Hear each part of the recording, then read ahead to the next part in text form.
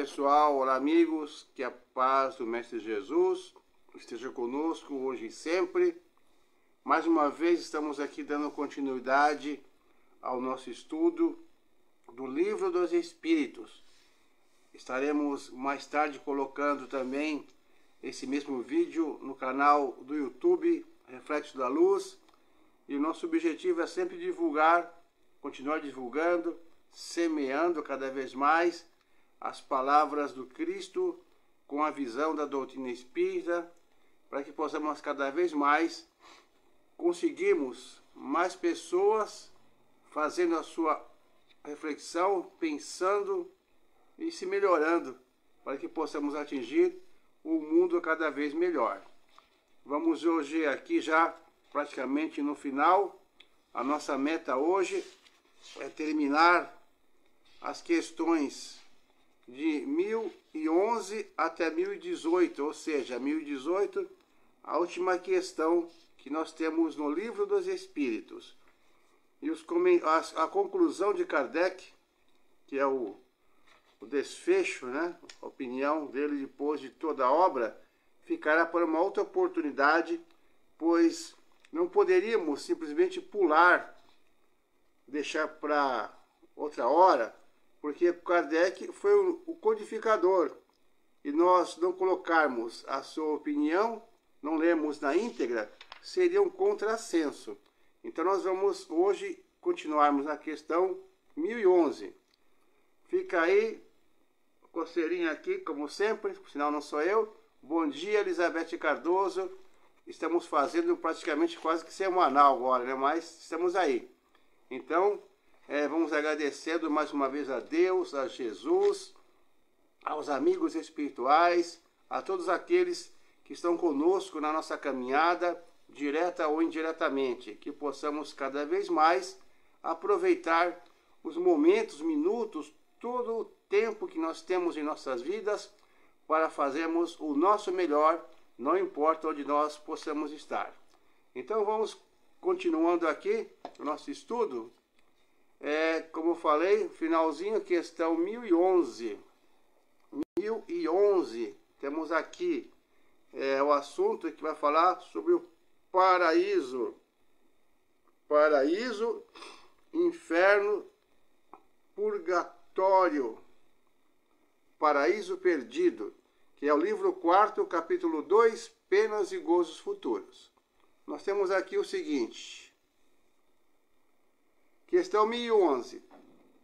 Um lugar circunscrito no universo está destinado às penas e aos gozos dos espíritos, de acordo com os seus méritos? A resposta sempre objetiva. Já respondemos esta pergunta. As penas e os gozos são inerentes ao grau de perfeição do espírito.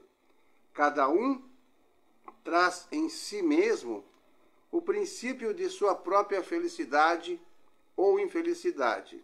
E como eles estão por toda parte, nenhum lugar circunscrito ou fechado se destina a uns ou a outros. Quanto aos espíritos encarnados, nós, por enquanto, são mais ou menos felizes ou infelizes, segundo o grau de evolução do mundo que habitam. Ou seja, a evolução do planeta que nós estamos habitados determina o nosso grau de felicidade ou infelicidade, mas também como nós entendemos, como nós enxergamos a vida, o conhecimento que nós já adquirimos, a nossa visão de paz, de luta, de equilíbrio, o que nós estamos conquistando ao longo das encarnações, fará com certeza que esse sofrimento ou essa felicidade esteja de acordo com o que nós já vivenciamos. Teremos um pouco mais de resignação, uma felicidade não tão plena, mas possível em qualquer lugar, mesmo que esteja faltando algumas coisas como dinheiro, casa, moradia. É difícil, mas muitos irmãos conseguem ter já uma certa felicidade, mesmo passando por dificuldades, ou seja, o entendimento, a própria evolução de cada um. Ninguém gosta, é claro, de passar dificuldade, mas como passar pela dificuldade sem se revoltar, essa que é a diferença que cada um de nós vai aprendendo com o tempo. A 1011A. 1011A diz assim: de acordo com isso, o inferno e o paraíso não existiriam como os homens os representam? Nós já temos essa visão já há um bom tempo, principalmente quem já está na doutrina espírita. Não são mais do que figuras. Os espíritos felizes e infelizes estão por toda parte. Entretanto, como já o dissemos também, os espíritos da mesma ordem se reúnem por simpatia, mas podem reunir-se onde quiserem, quando perfeitos. Então, aquela região exclusiva para sofrimento não existe, porque os espíritos estão em toda parte. O que manda mesmo é seu estado de consciência. Essa que é a sua prisão ou a sua liberdade, o seu sofrimento ou a sua alegria. Eles têm a sua consciência mais expandida e conseguir entender um pouco mais da lei divina e perceber que tudo que ele faz, que ele passa, depende única e exclusivamente dele. E ele está passando onde precisa passar, está colhendo tudo aquilo que realmente tem que colher, e essa é a vida que nós entendemos segundo a doutrina espírita. Vamos para a questão 1012. 1012, quem diria, hein? Começamos timidamente há algum tempinho lá na questão número 1, o que é Deus? Estamos hoje na 1012. Para mim é uma satisfação inenarrável, muita alegria, estamos persistindo e terminando esse trabalho. Pelo menos essa parte. E se alguém quiser rever os vídeos anteriores, pode chegar lá no canal do YouTube Reflexos da Luz, que serão todos, na época da pandemia, os estudos, os evangelhos, até começar o livro dos Espíritos. Está tudo lá registrado. Então, vamos continuando aqui. Questão 1012. 1012. O que se deve entender por purgatório? Dores físicas e morais? É o tempo da expiação. É quase sempre na terra que fazeis o vosso purgatório, e que Deus vos faz expiar as vossas faltas. Olha só que fala aqui, ó, quase sempre na terra. Ou seja, quer dizer que muitos espíritos, uma boa parte, comparado ao nosso nível de evolução, terá também as suas dores morais no plano espiritual, mas não que esteja ali determinada a um lugar circunscrito, mas o seu estado de consciência que vai fazer com que ele próprio encontre as suas dores, suas dificuldades, seus tabus, seus medos, até se esclarecer, até se arrepender e prosseguir na sua jornada como espírito.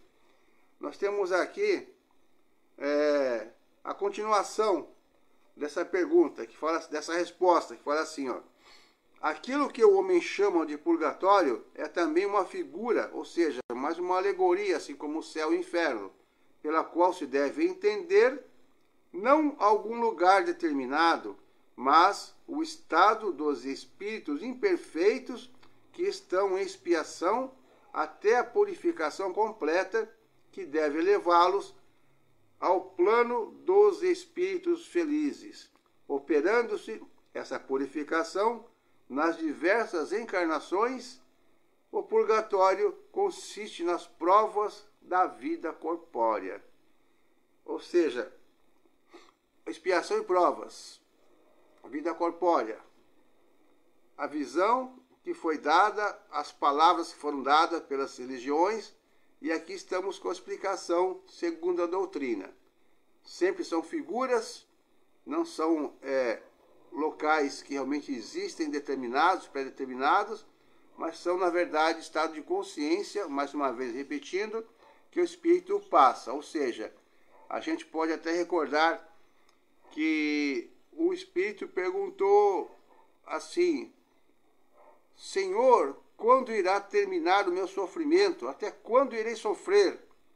E na mesma hora, aquela intuição, aquela vozinha quase que audível, falou para ele mesmo: quando tu quiseres. Ou seja, o nosso sofrimento vai terminar quando a gente quiser, quando a gente realmente entender e procurar modificar alguns hábitos e costumes e ter coragem de modificar. Só depende da gente, de mais ninguém. Questão 1013. Ah, mas é porque você não conhece o fulano, porque você não conhece meu problema, porque você não conhece meus parentes, meus amigos, inimigos. Mas a nossa reação só depende de nós. Como entender, como aceitar, como ficar calado ou não, como deixar para depois, como ter paciência, tudo isso que a gente aprende. Então só depende da gente, de mais ninguém. Todo mundo tem um parente difícil. E quem tem um parente difícil, nós somos o parente difícil para esse parente que nós achamos difícil. Ou seja, todo mundo está praticamente no mesmo nível. Então temos que aprender a superar tudo isso através do exercício constante da paciência, da tolerância, do amor, do perdão. Por isso que estamos aqui na Terra, sofrendo porque nós achamos que nós estamos sempre com a razão. Sofrendo porque nós achamos que não podemos levar desaforo para casa. Sofrendo porque achamos que somos mais experientes, não podemos ouvir nenhuma opinião diferente da nossa. Por isso que a gente sofre. Então vamos colocar a nossa personalidade ali no lugar certo e procurar compreender melhor e exercitar realmente os ensinos do Mestre Jesus, para que a gente consiga acalmar nosso coração, nossos ânimos, não ficar cada dia criando um novo inimigo, uma nova batalha. É fácil? Claro que não é fácil, jamais será fácil para nós. Só será fácil quando nós superarmos realmente tudo isso e deixarmos a categoria de espíritos imperfeitos, que vai demorar um bom bocado. Questão 1013.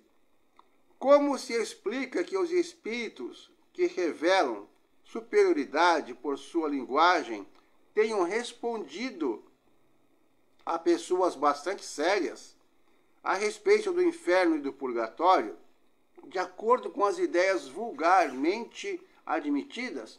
Ou seja, alguns espíritos responderam sobre céu e inferno justamente como a gente compreende. E então, essa pergunta, por que responderam assim? A resposta é o seguinte: eles falam, os espíritos, uma linguagem que possa ser compreendida pelas pessoas que os interrogam. Quando essas pessoas estão muito imbuídas de certas ideias, eles não querem chocá-las muito rudemente, para não ferir as suas convicções. Se um espírito fosse dizer, sem precauções oratórias, ao muçulmano que Maomé não era um profeta, seria muito mal recebido. É claro que eles procuram não ferir de uma forma brusca o entendimento de quem eles estão passando a comunicação. Por isso que a linguagem é de acordo com o entendimento nosso, mas não que seja realmente assim. Ou seja, o céu, o inferno, o purgatório e outras coisas mais. Eles têm aquele tato para não ferir as pessoas e para que ela consiga ir assimilando aos poucos as ideias. Questão 1013A. Concebe-se isso da parte dos espíritos que desejam instruir-nos? Concebe-se isso da parte dos espíritos que desejam instruir-nos? Mas como se explica que espíritos interrogados sobre a sua situação tenham respondido que sofriam as torturas do inferno ou do purgatório? Olha a resposta. Quando eles são inferiores,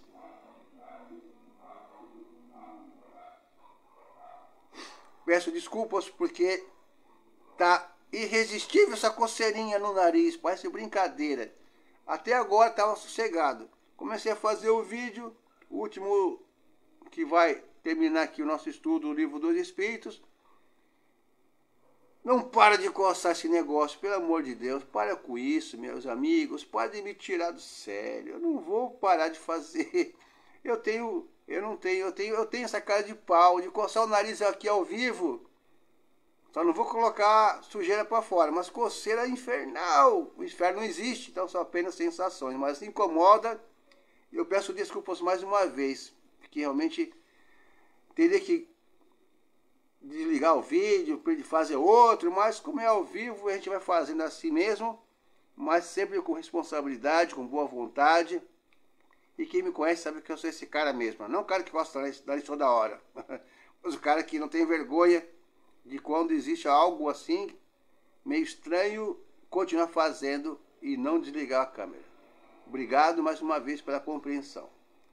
Então, olha só, foi só falar, não adianta nada, vai coçar mesmo, vou coçar e pronto, e vamos acabar. É hoje que a gente acaba.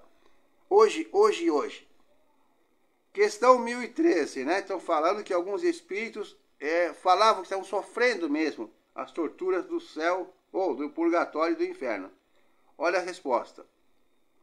Quando eles são inferiores e não estão completamente desmaterializados, conservam uma parte de suas ideias terrenas e traduzem as suas impressões pelos termos que lhes são familiares. Encontram-se num meio que não lhes permite sondar o futuro, senão de maneira deficiente. Essa é a causa porque, em geral, os espíritos errantes ou recentemente libertados falam como teriam feito se estivessem na vida carnal. Inferno pode traduzir-se por uma vida de provas extremamente penosas, com a incerteza de melhora. Purgatório por uma vida também de provas, mas com a consciência de um futuro melhor. Quando sofres uma grande dor, não dizes que sofres como um danado? Não são mais que palavras, sempre em sentido figurado. Ou seja, a pessoa desencarnou há pouco tempo, ela vai usar a linguagem que usava aqui na Terra, é óbvio. E mesmo estando um bom tempo desencarnado, se não conseguiu ainda compreender e entender o que se passa realmente, vai continuar usando a linguagem que usava na Terra. Por isso que nós vemos em várias comunicações, vários estilos de linguagem de acordo com o que a pessoa vivenciava. Então não é porque a pessoa fala céu e inferno, ou capeta, ou diabo, ou demônio, que vai existir realmente tudo isso no plano espiritual de uma forma plena. É claro que alguns espíritos conservam suas ideias ainda e acabam plasmando essas figuras e esses locais, mas não que realmente isso seja uma realidade para todos. Questão 1014. O que se deve entender por alma penada? Opa, é aquela que fica coçando meu nariz aqui agora, fazendo cosquinha toda hora, viu? Só alma penada. Brincadeira, gente. Olha só, depois que eu assumi aqui, até pode de coçar, tá vendo? Como que era só psicológico? Para perturbar eu aqui no meu cantinho. Não pode não. Então, o que se deve entender por alma penada? Uma alma errante e sofredora, ou seja, um espírito que está fora do corpo, logicamente, né? É um espírito e que ainda sofre, que ainda está no plano espiritual sem entender, sem compreender, sem se localizar. Então podemos usar essa figura que foi usada aqui como alma penada, ou seja, um espírito que ainda não se encontrou, que está sofrendo no plano espiritual.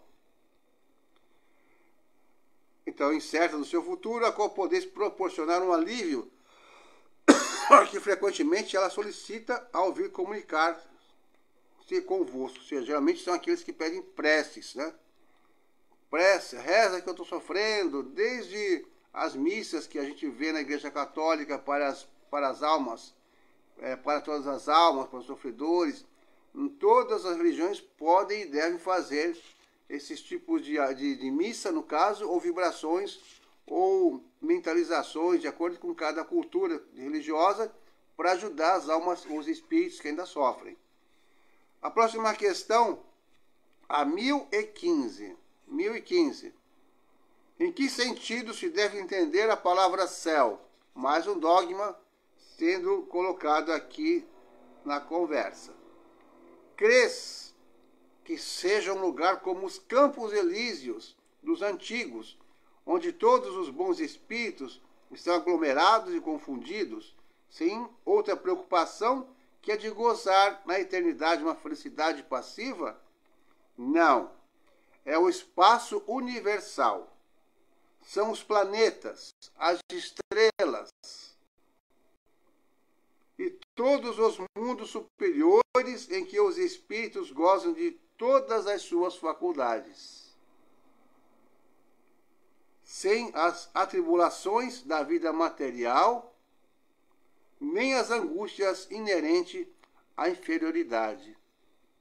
Ou seja, o céu é o estado de felicidade de todo espírito que já conseguiu compreender a lei divina, e o céu é toda a criação, todos os lugares que estão no universo, é o céu, é o espaço universal, onde os espíritos gozam de todas as suas faculdades, ou seja, onde eles conseguem se esclarecer, aprender a amar cada vez mais, aprender a servir e continuar a vida eterna, trabalhando para o bem, para o próximo e para si mesmo.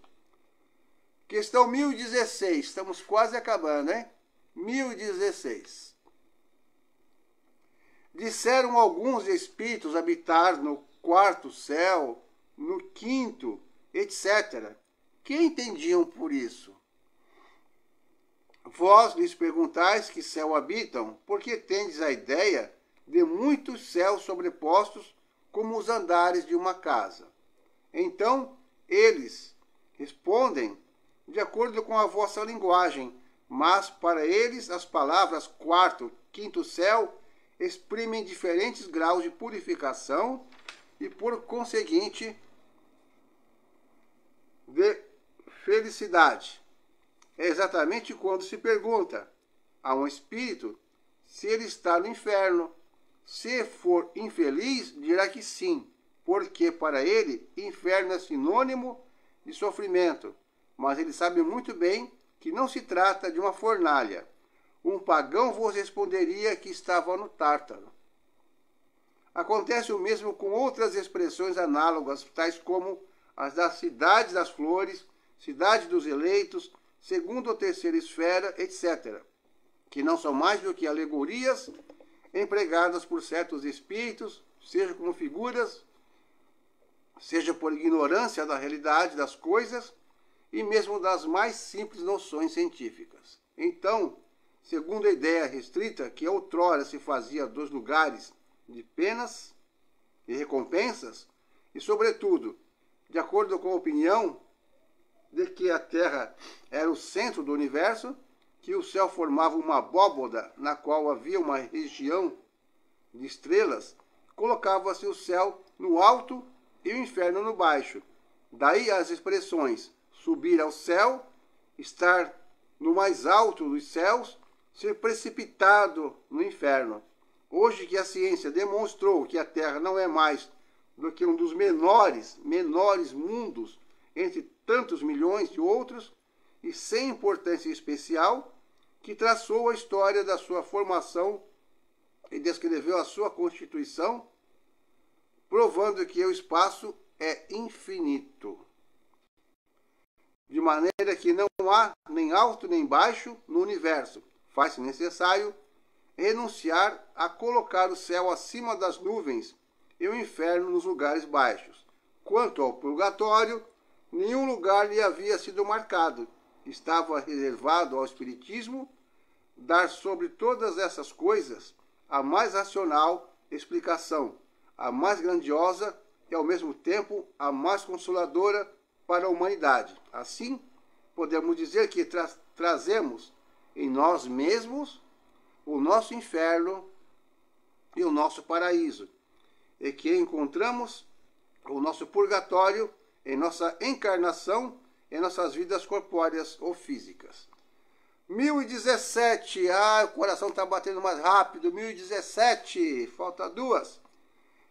Não é que está com pressa, não, é só simplesmente para a gente poder pôr um pouco de emoção aqui. Não tem nenhuma pressa. Mas vai acabar hoje. É hoje.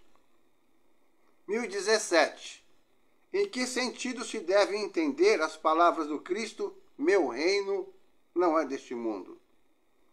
O Cristo respondeu, em sentido figurado, queria dizer que não reina senão sobre os corações puros e desinteressados. Ele está em todos os lugares em que domine o amor do bem, mas os homens ávidos das coisas deste mundo, ligados aos bens da terra,